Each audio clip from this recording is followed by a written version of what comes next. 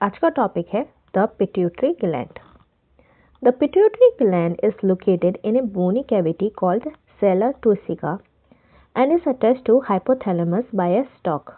Figure 19.2। अब क्या कह रहे हैं यहाँ पे कि जो पिट्यूटरी ग्लैंड होती है वो किससे कनेक्ट होती है? हाइपोथैलेमस से कनेक्ट होती है। किसके थ्रू? स्टॉक के थ्रू। और ये कहाँ पे लोकेट होती है? कहाँ पे लोकेटेड होती है? एक बोनी कैविटी होती है स्ट्रक्चर में, हाइपोथैलेमस में, वहाँ पे ये लोकेटेड होती है। और उस बोनी कैविटी को क्या बोलते हैं? सेला तुरसिका। ये देखो,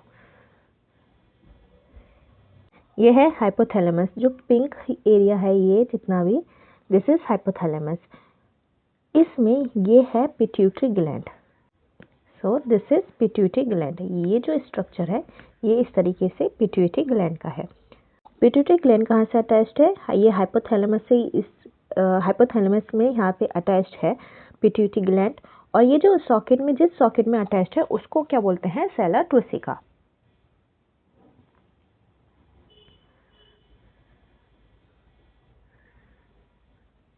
तो यहाँ पे क्या बोला है? इतना ये चीज बोली है यहाँ पे। It is divided anatomically into an adenohypophysis and a neurohypophysis. अब क्या है, ये पिट्यूटरी ग्लैंड जो है डिवाइड है किस में? एनाटॉमिकली का मतलब है स्ट्रक्चर।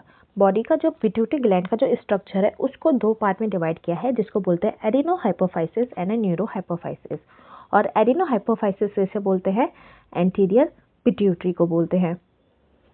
ठीक है, एंटीरियर पिट्यूटरी को क्या बोलते हैं? एडिनोहाइपोफाइसिस। इजी है याद करना, एंटीरियर ए से शुरू होता है, एडिनो भी ए से शुरू होता है। तो adenohypophysis, anterior pituitary. Similarly posterior pituitary किसको बोलते हैं? न्यूरोहाइपोफाइसिस को बोलते हैं। ये और कुछ नहीं, ये सिर्फ anterior pituitary and posterior pituitary है। इतना समझ में आया? Adenohypophysis consists of two portions, pars distalis and pars intermedia. अब क्या है, एंटीरियर पिट्यूटरी या फिर एडिनोहाइपोफाइसिस को भी दो पार्ट में डिवाइड किया है, pars distalis and pars intermedia. अब पार्स डिस्टलिस क्या करती है? Region of pituitary commonly called anterior pituitary. यहाँ पे क्या लिखा है कि पार्स डिस्टलिस किसका पार्ट है? एंटीरियर पिट्यूटरी का। तो ऑब्वियसली जब एडिनोहाइपोफाइसिस किसको बोलते हैं? एंटीरियर पिट्यूटरी को बोलते हैं। और एंटीरियर पिट्यूटरी को दो पार्ट में डिवाइड किया है, pars distalis and pars intermedia. तो पार्स डिस्टलिस किसका पार्ट होगा? एंटीरियर पिट्यूटरी का ही तो पार्ट होगा। ठीक है, इतना ये चीज है यहाँ पे। समझ में आए यहाँ तक? अब क्या बोल रहे हैं, ये जो है पार्स डिस्टलिस पीडी और दूसरा कौन सा है? Pars intermedia. अब ये जो डिस्टलिस वाला है ये क्या प्रोड्यूस करता है? हार्मोन्स प्रोड्यूस करते हैं। कौन कौन से हार्मोन प्रोड्यूस करते हैं? Growth hormone, prolactin. Growth hormone को शॉर्ट में क्या बोलते हैं? जीएच। प्रोलैक्टिन को क्या बोलते हैं? पीआरएल। थायराइड स्टिमुलेटिंग हार्मोन जिसको बोलते हैं टीएसएच। आडिनोकॉर्टिकोट्रोपिक हार्मोन जिसको बोलते हैं एसीटीएच। ल्यूटिनाइजिंग हार्मोन जो बोलते हैं LH. And follicle stimulating hormone, और ये है एफएसएच। तो ये सारे हार्मोन कौन कहाँ से निकल रहे हैं? पार्स डिस्टलिस से। ये जो है हार्मोन जितने भी ये हैं ये सारे पार्स डिस्टलिस से निकल रहे हैं।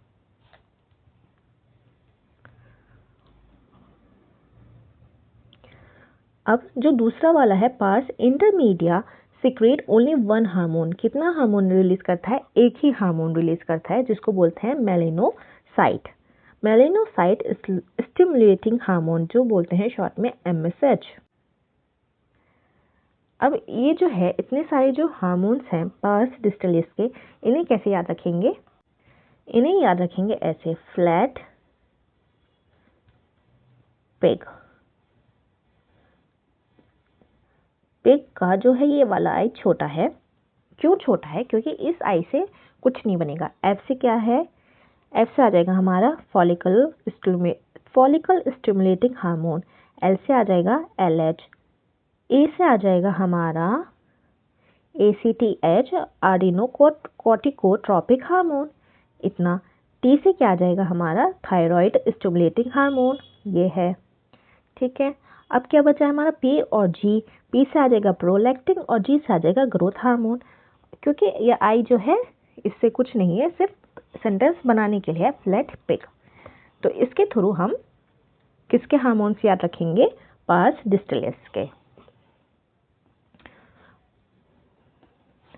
पार्स इंटरमीडिएट के याद रखना आसान है क्योंकि इसका एक ही हार्मोन रिलीज होता है जिसको बोलते हैं melanocyte stimulating hormone. However, in humans, the pars intermedia is almost merged with pars distillalis. अब यहाँ पे क्या बोल रहे हैं, ये जो पार्ट्स हैं किसके, एंटीरियर पिट्यूटरी के, जो कि दो पार्ट्स में डिवाइड हैं, पार्स इंटरमीडिया और पार्स डिस्टिलिस, ये जो है एक दूसरे में इस तरीके से लगे हुए हैं कि मर्ज्ड है। इस तरह से लगता है कि ये एक ही है, पर ये एक नहीं है। अब आ जाता है नेक्स्ट न्यूरोहाइपोफाइसिस। न्यूरोहाइपोफाइसिस किसको बोलते हैं, पोस्टीरियर पिट्यूटरी को बोलते हैं। अब न्यूरोहाइपोफाइसिस को क्या बोल रहे हैं यहाँ पे, पार्स नर्वोसा। नर्वोसा से तो इजीली कनेक्ट हो सकता है, देखो कैसे, न्यूरो मतलब क्या होता है, नर्व्स, न्यूरॉन्स, तो इसलिए क्या है नर्वोसा, ठीक है, इसलिए इसको बोल रहे हैं पार्स नर्वोसा। न्यूरो यहाँ पे नर्व्स के लिए ही यूज किया गया है। अच्छा, अब न्यूरॉन यहाँ पे नर्व्स के लिए यूज किया गया है, तो एडिनो यहाँ पे क्या, एडिनो का क्या मतलब है यहाँ पे, ग्लैंड्यूलर सेल्स। यहाँ इसको क्या बोलते हैं, ग्लैंड्यूलर सेल्स, क्योंकि यहाँ पे जो हार्मोन प्रोड्यूस होते हैं वो कौन से सेल से प्रोड्यूस होते हैं, ग्लैंड सेल से प्रोड्यूस होते हैं, तो इसलिए यहाँ पे इसको एडिनो बोला है। यह है डिफरेंस यहाँ पे। अब जो एंटीरियर नहीं, पोस्टीरियर पिट्यूटरी जो है, पार्स नर्वोसा, जिसको also known as posterior pituitary थी, stores and releases two hormone called oxytocin and vasopressin. अब यहाँ पे पोस्टीरियर पिट्यूटरी कितने हार्मोन स्टोर करता है, रिलीज करता है। अब सबसे बड़ा डिफरेंस क्या है, एडिनोहाइपोफाइसिस जिसको क्या बोल रहे हैं, एंटीरियर पिट्यूटरी, ये क्या करता है, अपने जो हार्मोन है खुद बनाता है और उसको रिलीज करता है। लेकिन जो पोस्टीरियर पिट्यूटरी जो होता है वो क्या होता है, वो डायरेक्ट कंट्रोल में होता है किसके, हाइपोथैलेमस के। तो हाइपोथैलेमस से डायरेक्ट कंट्रोल में होता है, तो इसलिए ये अपने हार्मोन्स खुद नहीं बनाता है, ये सिर्फ इसका काम है स्टोर करना। कौन से हार्मोन को स्टोर करता है, जो हाइपोथैलेमस बनाता है। एंटीरियर पिट्यूटरी जो होता है अपने हार्मोन खुद बनाता है, वो डायरेक्ट कंट्रोल में नहीं होता। न्यूरोहाइपोफाइसिस क्या है, दो हार्मोन को स्टोर करता है, देखो स्टोर एंड रिलीजेस, यहाँ कहीं नहीं लिखा, ये खुद बनाता है, स्टोर करता है, रिलीज करता है। कौन कौन से hormone, oxytocin and vasopressin, simple, which are actually synthesized by the hypothalamus. ठीक है, यही मैंने बोला, सिंथेसाइज जो होता है कौन करता है, हाइपोथैलेमस करता है। And are transported axonally to neurohypophysis. Hypothalamus जो है अपने हार्मोन पोस्टीरियर पिट्यूटरी को कैसे भेजता है, थ्रू एक्सोनली, एक्सॉन के थ्रू, जो नर्व फाइबर्स जो होती हैं, नर्व सेल्स में जो एक्सोन होते हैं उसके थ्रू ये भेजता है। तो ये है पोस्टीरियर पिट्यूटरी, ये डायरेक्ट कनेक्ट है किससे, ये है hypothalamus. This is your hypothalamus,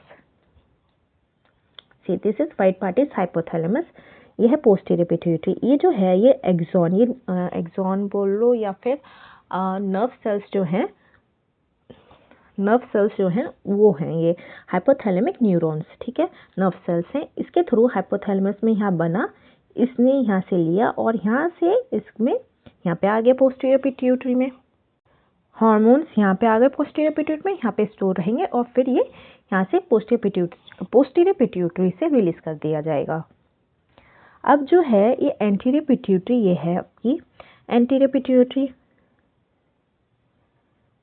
ये जो है डायरेक्ट कंट्रोल में नहीं होती। इसकी जो हाइपोथैलेमिक न्यूरॉन्स जो हैं, जो नर्व सेल्स हैं, ये कनेक्ट होती हैं किससे, circulation, portal circulation. Portal circulation कौन सा होता है, जो सर्कुलेटरी सिस्टम जो होता है, ब्लड वाला जो सर्कुलेटरी सिस्टम होता है वो इसके थ्रू कनेक्ट होती है। हाइपोथैलेमिक न्यूरॉन्स जो होती है ये इससे कनेक्ट होती है सर्कुलेटरी सिस्टम से, और ये सर्कुलेटरी सिस्टम जो होता है यहाँ पे आता है एंटीरियर पिट्यूटरी में। तो ये डायरेक्ट कंट्रोल में नहीं है। इतना समझ में आया? अब देखो, ये जो अब तक हमने पढ़ाई, इतना जो पैराग्राफ था ऊपर से लेके यहाँ से ऊपर तक, ये क्या था? इसके यहाँ पे बताया गया था पिट्यूटरी ग्लैंड के बारे में। पिट्यूटरी जो है कितने पार्ट्स में डिवाइड है, उसमें से कौन कौन से हार्मोन रिलीज होते हैं। अब जो हम नेक्स्ट पैराग्राफ शुरू करेंगे, इसमें क्या लिखा है? यहाँ पे लिखा है हार्मोन्स के बारे में बताया गया है कि अगर हार्मोन्स ज़्यादा हो जाते हैं तो कौन सी डिजीज़ हो जाएगी, कम हो जाएंगे तो कौन सी डिजीज़ हो जाएगी, और उनके फंक्शंस जो हैं वो बताए गए हैं यहाँ पे इस पैराग्राफ में। और सुनो, जो अपने नोट्स बनाओगे ना, उसे बनाना सिंपल फ्लो चार्ट के फॉर्म में, या फिर सिर्फ फंक्शंस लिखना और फ्लो चार्ट बनाना। ये पूरा ना इतना सब कुछ लिखने की ज़रूरत नहीं है, सिर्फ मेन जो पार्ट है वो लिखना और फ्लो चार्ट बनाना बस। ओवर सिक्रेशन ऑफ GH कौन सा है? Growth hormone. Stimulates abnormal growth of the body leading to gigantism and low secretion of growth hormone results in stunts growth, resulting in pituitary dwarfism। अब यहाँ पे क्या बोल रहे हैं? देखो, अगर ग्रोथ हार्मोन, देखो हार्मोन क्या हो सकता है, या तो कम हो सकता है या तो ज़्यादा हो सकता है, यही दो प्रोबेबिलिटी हो बनती है। अगर ज़्यादा हो जाएगा ग्रोथ हार्मोन तो क्या होगा? बहुत ज़्यादा ग्रोथ होगी, उससे क्या हो जाएगा? गिगेंटिज्म हो जाएगा। और अगर कम रहेगा उसका सिक्रेशन ग्रोथ हार्मोन का, तो स्टंटेड ग्रोथ मतलब होती है ग्रोथ कम रह जाएगी, जिसकी वजह से क्या हो जाएगा? पिट्यूटरी ड्वार्फिज्म हो जाएगा, मतलब हाइट कम रह जाएगी। इतना। Excess secretion of growth hormone in adults, especially in middle age, can result in severe disfigurement, especially of the face, called acromegaly। अब क्या है, अगर ये मिडल एज में होती है किसी को, ग्रोथ हार्मोन का कौन सा सिक्रेशन ज़्यादा हो जाता है मिडल एज में, ग्रोथ हार्मोन का सिक्रेशन, तो क्या होता है? फेस में क्या हो जाता है? डिसफिगरमेंट का मतलब क्या होता है? जो फेशियल जो स्ट्रक्चर है वो अलाइन नहीं रहते, ऊपर नीचे या फिर थोड़े से बिगड़ जाते हैं प्लेसमेंट जो है फेशियल फीचर्स का, उसको क्या बोलते हैं? एग्रोमेगेली, विच में लीड टू सीरियस कॉम्प्लिकेशंस। तो उसमें क्या होता है कि आगे चल के कॉम्प्लिकेशंस भी हो सकते हैं, and pre mature death if unchecked. और इसके साथ क्या होगा?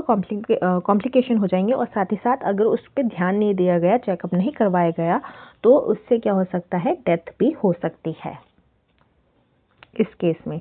The disease is hard to diagnose in the early stages and often goes undetected for many years। क्यों होता है ये डिजीज? अब किसी के बारे में, हम किसके बारे में बात कर रहे हैं? अभी भी एग्रोमेगेली की बात कर रहे हैं। क्या बोल रहे हैं कि ये जो डिजीज है होती है एग्रोमेगेली, इसको डायग्नोस करना जो होता है अर्ली स्टेजेस में मुश्किल होता है, पता नहीं चलता इसके बारे में, और ये काफ़ी सालों तक क्या होती है? अनडिटेक्ट रहती है, पता नहीं लगा पाते इसके बारे में। तब तक नहीं पता चलता जब तक जो चेंजेस हैं इन एक्सटर्नल फीचर्स बिकम नोटिसेबल।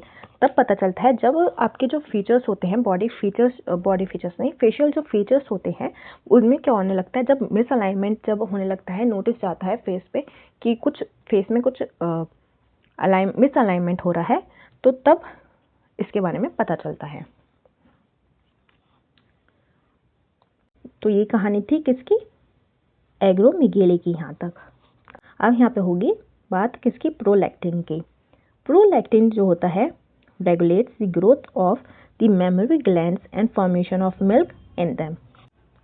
अब ये जो है, ये जो हार्मोन्स की बात हो रही है तो ये कौन से हार्मोन्स की बात हो रही है? जो एंटीरियर पिट्यूटरी में से रिलीज होते हैं उसकी, और वो भी कौन से वाले में से? पार्स डिस्टिलिस। प्रोलैक्टिन का काम क्या है? जो मेमोरी ग्लैंड्स जो होती हैं उनकी जो ग्रोथ होती है वो, और साथ ही साथ जो मिल्क का फॉर्मेशन होता है at the time of the birth, जब एक बच्चे का चाइल्ड बर्थ होता है तब जो मिल्क का फॉर्मेशन होता है उसमें कौन हेल्प करता है? प्रोलैक्टिन हेल्प करता है। इसके बाद आ जाती है TSH, थायराइड स्टिमुलेटिंग हार्मोन। अब थायराइड से पता चल रहा है ये क्या करेगा? थायराइड में हार्मोन्स को बनाएगा।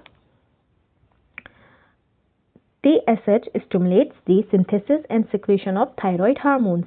ठीक है, जैसे नाम से पता चल रहा था, तो ये क्या करेगा, सिंथेसिस और सिक्रेशन किसका करेगा, थायराइड हार्मोन का करेगा। कहाँ से करेगा, थायराइड ग्लैंड में। ठीक है, ये जो है TSH जो है ऑर्डर किसको देगा, थायराइड ग्लैंड को ऑर्डर देगा कि सिंथेसिस और सिक्रेशन किसका करना है, थायराइड हार्मोन्स का सिक्रेशन करना है। सिमिलरली ACTH जो है ये कहाँ का सिक्रेशन करेगा,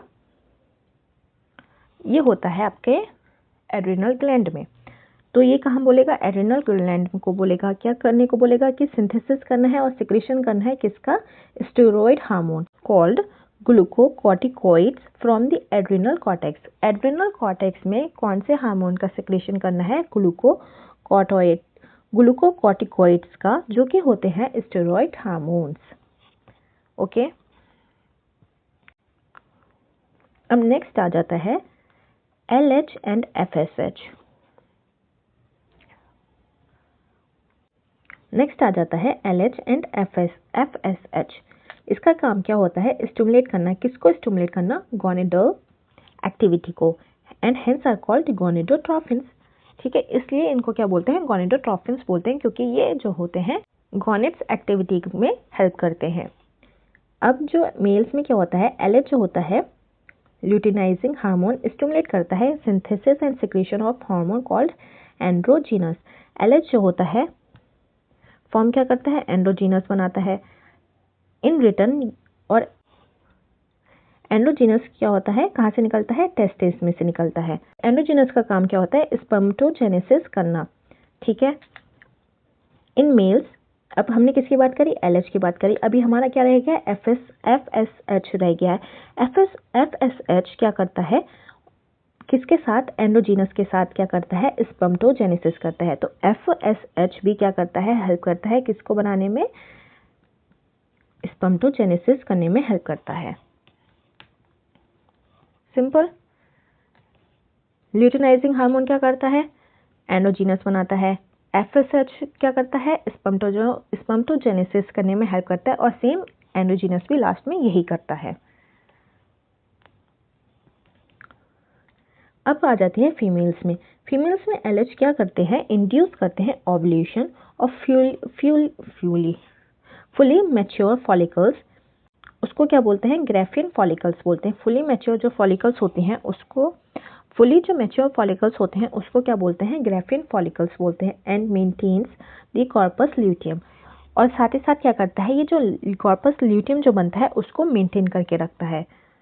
कॉर्पस ल्यूटियम कैसे बनता है, ये बनता है जो ग्राफियन फॉलिकल्स जो होते हैं उसके रेमिनेंट से बनता है। रेमिनेंट्स होते हैं जो पार्ट्स बचे हुए पार्ट्स जो होते हैं ग्राफियन फॉलिकल्स, उससे क्या बनता है, कॉर्पस ल्यूटियम बनता है।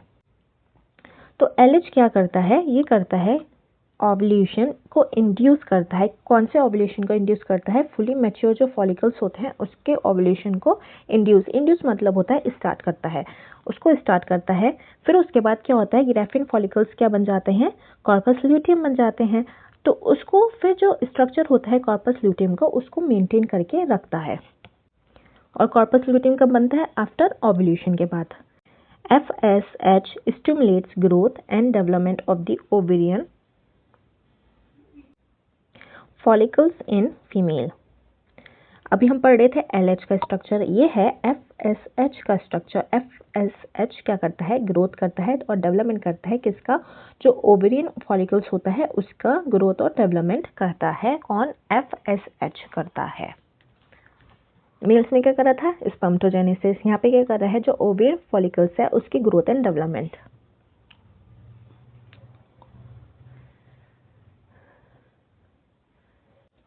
नोट्स बनाओ तो इसको ऐसे करना, मेल्स एक इधर लिखना, फीमेल्स इधर लिखना, फिर यहाँ लिखना LH का स्ट्रक्चर, LH का स्ट्रक्चर नहीं, LH और उसका फंक्शन यहाँ पे, इसका फंक्शन मेल्स में क्या है।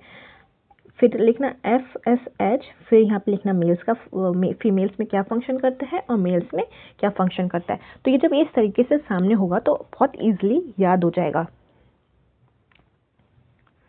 सिर्फ फंक्शन लिखना, ज़्यादा इधर उधर की बातें मत लिखना।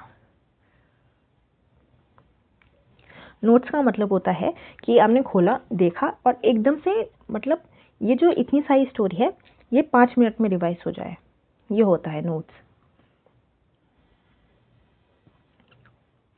अब आगे बढ़ते हैं। MSH acts on the melanocytes, ये कहाँ से निकल रहा था? MSH parse intermedia. Parse intermedia एक ही हार्मोन रिलीज करता है जो कि है मेलेनोसाइट स्टिमुलेटिंग हार्मोन। तो स्टिमुलेटिंग हार्मोन से ही पता चल रहा है ये किसका स्टिमुलेटिंग करेंगे? मेलेनोसाइट्स का। तो MSH किस पे एक्ट करेगी? मेलेनोसाइट्स जो है मेलेनिन कंटेनिंग सेल्स।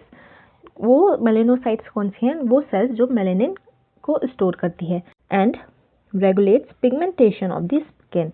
मेलेनिन का काम क्या होता है? पिगमेंटेशन जो होती है स्किन को मेंटेन करना, उसको मेंटेन करना उसका काम होता है। तो ये करेगी ये MSH। अब आ जाता है ऑक्सीटोसिन। ऑक्सीटोसिन और वैसोप्रेसिन ये किसका हार्मोन से? पोस्टीरियर पिट्यूटरी के हार्मोन है। अब यहाँ से शुरू हो रही है पोस्टीरियर पिट्यूटरी की कहानी। Oxytocin acts on the smooth muscles of our body and stimulates their contraction. Oxytocin का काम क्या है? जो कॉन्ट्रैक्शन करना। कौन से कॉन्ट्रैक्शन करना? जो स्मूथ मसल्स जो होती हैं हमारी बॉडी में कॉन्ट्रैक्शन करना। ये कहाँ की बात हो रही है? दोनों मेल और फीमेल की बात हो रही है यहाँ पे ऑक्सीटोसिन का। अब इन फीमेल्स में क्या करती है ये ऑक्सीटोसिन? क्योंकि इनका काम क्या है? कॉन्ट्रैक्शन करना। तो at the time of child birth ये क्या करती है? कॉन्ट्रैक्शन करती है किसका? यूट्रस का, at the time of child birth. और साथ ही साथ क्या होता है? जो मिल्क इजेक्शन जो होता है फ्रॉम द मेमोरी ग्लैंड भी ये ऑक्सीटोसिन करती है। मिल्क इजेक्शन का काम कौन है? ऑक्सीटोसिन। लेकिन जो मिल्क फॉर्मेशन कौन करता है? मिल्क को कौन बनाता है? वो करता है प्रोलैक्टिन।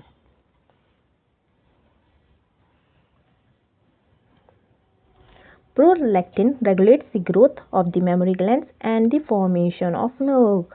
Formation of milk कौन कर रहा है? प्रोलैक्टिन यहाँ पे बन रहा है। लेकिन एजेक्ट कौन करता है? ऑक्सीटोसिन।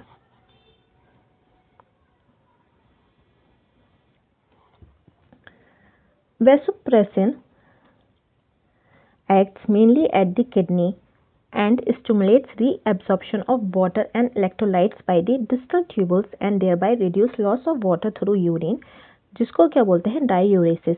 वेसोप्रेसिन का काम क्या होता है? जो रीएब्सॉर्प्शन जो होता है वाटर का कहाँ पे? किडनी में।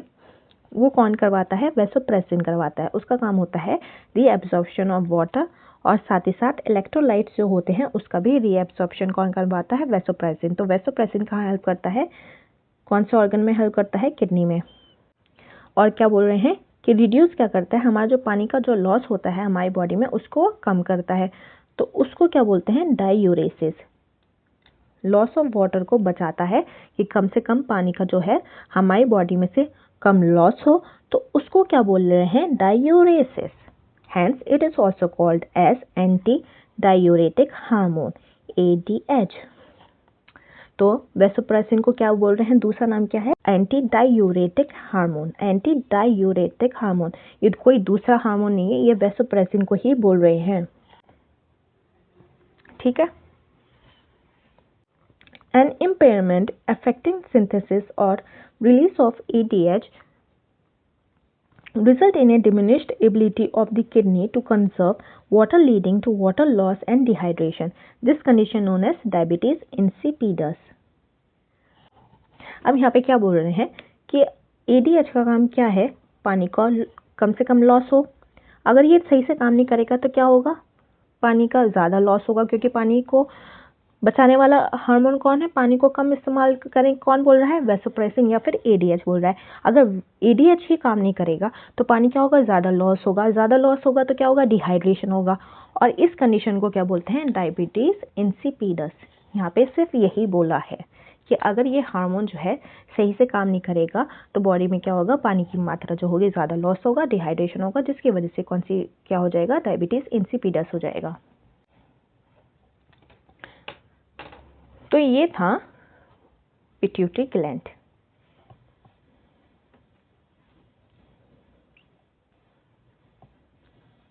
ओके।